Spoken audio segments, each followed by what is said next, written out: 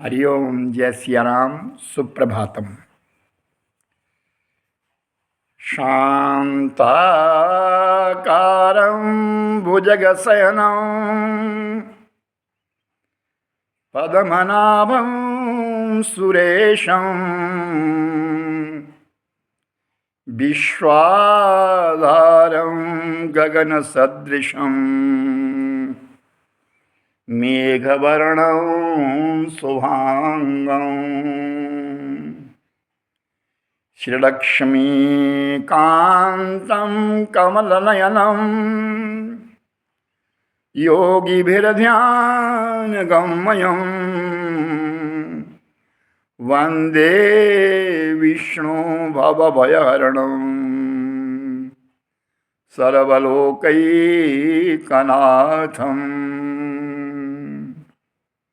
जय सिया राम। सुप्रभातम।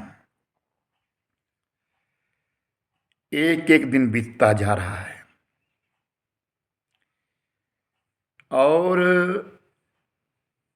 बुढ़ापा कदम ताल है। याद रखना, जीवन में जो कुछ किया, जैसे भी किया, जितना भी किया, उसका सुमिरन करते रहना, खोना मत। भला भी याद रखना और बुरा विशेष याद रखना। भला तो चलो भूल जाएं तो भी अच्छा है, पर फिर भी वो भला हमको बारंबार प्रेरणा देगा, अच्छा करने की प्रेरणा देगा।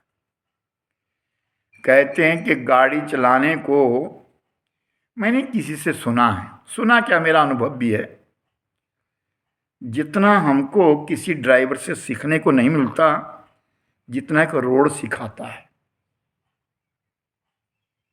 जब रास्ते पे चलता है तब वो अच्छी तरह से ड्राइविंग सीखता है। उसी प्रकार हमारा जीवन है कि जब हम जीवन की उस राह पे चलते हैं तो हमें जीवन का सही पता चलता है। सुख भी आता है, दुख भी आता है। दुख भी होना अनिवार्य है, सुख होना भी अनिवार्य है। और जितना हम बच सकें असत्य से बचें, झूठ से बचें। हम दूसरों को भी बचाने की कोशिश करें, चेष्टा करें। अच्छे लोग वो हैं जो दूसरों को भी झूठ से बचाने की कोशिश करते हैं। सजन रे झूठ मत बोल, खुदा के पास जाना है। ना हाथी है ना घोड़े हैं, वहां पैदल ही जाना है। मैं आपको एक छोटा सा किस्सा वही नित्य प्रति की भांति चिंतन के माध्यम से सुना रहा हूं, सुनिए। एक अध्यापक, गुरुजन, श्रेष्ठ गुरुजन, कहा ना, गुरुजन वही होते हैं जो श्रेष्ठ होते हैं, जिनकी हर बात में कुछ ना कुछ रहस्य होता है। वो अध्यापन करवाने के लिए, पढ़ाने के लिए, बच्चों को पढ़ाने के लिए अपने गांव से दूसरे गांव में जाया करते थे। रास्ता थोड़ा लंबा था। तो उस गांव की कुछ माताएं बहनें, कुछ भाई बंधु उन अध्यापक का बड़ा आदर सम्मान करते थे, बहुत आदर करते, बहुत सम्मान करते। जब बच्चे बड़े हो जाते हैं तो हर कोई सोचता है मैं अपने बच्चों को अच्छी शिक्षा दिलाऊं, अच्छी जगह रखूं, ताकि वो जीवन में प्रगति करें। तो उन्हें लगा कि हमारे गांव के जो ये अध्यापक है बहुत गुणी हैं, क्यों ना हम इनके सानिध्य में अपने बच्चों को छोड़ें। वो उनके पास आए और कहने लगे, महाराज हमारे बालक छोटे हैं, इन हमारे बालकों को आप अपने साथ रख लो, अपने साथ इनके लिए रख लो। अध्यापक ने कहा ठीक है, जैसे आपकी इच्छा। मैं तो जाता ही हूँ, स्कूल पाठशाला जाता हूँ दूसरे गांव, ये भी मेरे साथ चला जाया करेंगे। वो नित्य प्रति बच्चे अपने गुरुजन का, गुरु महाराज का अनुसरण करते हुए उनके पीछे पीछे चलते थे। कई दिन बीत गए, बड़े दिन हो गए, आज 2-3 वर्ष बीत गए, बच्चे बड़े हो गए हैं, योग्य हो गए हैं और एक दिन वो उन्हीं गुरुजी के पीछे पीछे जा रहे हैं अपनी पाठशाला के लिए। आगे गए तो रास्ता बड़ा थोड़ा संकीर्ण था, छोटा रास्ता था और जल्दी पहुंच जाते थे। लेकिन आज क्या देखा कि बीच रास्ते में जब पहुंचे तो गुरु महाराज ने एकदम रास्ता बदल दिया, वो दूसरे रास्ते पे हो गए। अब अनुसरण तो कर ही रहे थे बच्चे उनके पीछे हो लिए। जब वो काफ़ी दूर आगे चले गए, रास्ता ज़रा लंबा था, वहाँ से और लंबा हो जाना था और ज़्यादा विकट भी था, गांव का रास्ता, संकरा रास्ता था। तो पूछ लिया, गुरुदेव एक बात बताइए, आपने वो अच्छा रास्ता क्यों छोड़ा?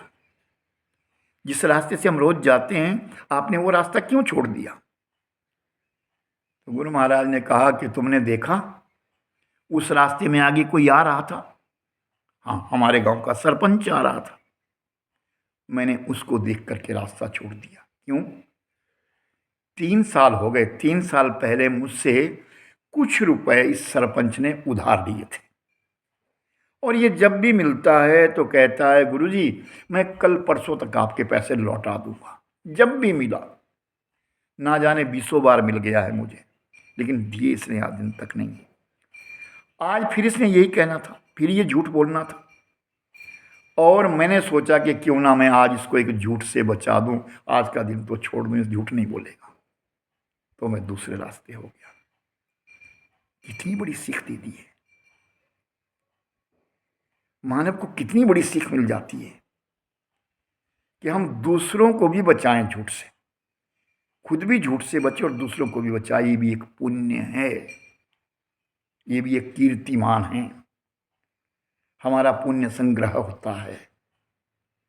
और मेरे भाई बहन, याद रखना, ये जीवन हमें बारंबार नहीं मिलेगा। जो मिला है बहुत मिला है। प्रसन्नता से रहिए, अच्छी नीति से अपना जीवन काटिए। समय कम है, अब बल्ब फ्यूज होने वाला है, कोई पता नहीं, अवधि पूरी हो गई है। याद आती है बाद में इंसान की, हमारे सामने कितने चले गए, हमारे माता पिता हमारे सामने गए। वो समय था, वो गरीबी, और आज कमाया है, ईश्वर ने बहुत बड़ी कृपा करी है, सब कुछ है, अन्न है, धन है, दूध है, पुत्र है, 4 पदार्थ है, अर्थ है, धर्म है, काम है, मोक्ष के लिए तैयारी है। ऐसा नहीं है इसी जीवन में मोक्ष लो, अपनी ओर से कोशिश करो, जैसे कैसे भी हो। भगवान की राह पे जाना है, ईश्वर की राह पे जाना है, बस अपने जीवन में जहाँ हमारा कल्याण हो जाए, जहाँ हमारा कल्याण हो जाए, जिस प्रकार कल्याण हो जाए। क्योंकि नर तन सम नहीं कब नेहु देहि, जीव चराचर जाजत तेहि। मनुष्य जैसी देह कोई और नहीं है। हम ये मत विचार करिए कि उसने वैसा किया, मैं ऐसा करूं, उसने ऐसा किया। अरे नहीं, तुम पढ़े लिखे हो, तुम्हारे अंदर 4 चक्षु है, 2 तुमको ईश्वर ने दिए, 2 तुमने कमाए उसकी प्रेरणा से। 4 चक्षुओं को लेकर के चल रहे हो तुम। तो ऐसा करिए कि अपना हमारा उन्नति का रास्ता बने। और ये चतुर्थ आश्रम जब आता है तो इंसान कुछ नहीं कर सकता। मैंने कई बार कथाओं में बात कही है, 25 वर्ष तक अध्ययन का समय और 25 से 50 तक कमाने का समय, 50 के पश्चात का जो समय वो लगाने का है, और 70 के बाद, 60-65 के बाद तो कुछ कर ही नहीं सकता इंसान। हाथ कांपते हैं, हाथ कांपते हैं, कुछ नहीं कर सकता इंसान। मैंने स्वयं देखा है लोगों के लिए धन होते हुए भी नहीं लगा सके आखिर में, और बच्चों ने उसका दुरुपयोग किया। इसलिए जो अपने हाथ से बन जाए कर लीजिए, दान करिए, धर्म करिए, सहायता करिए।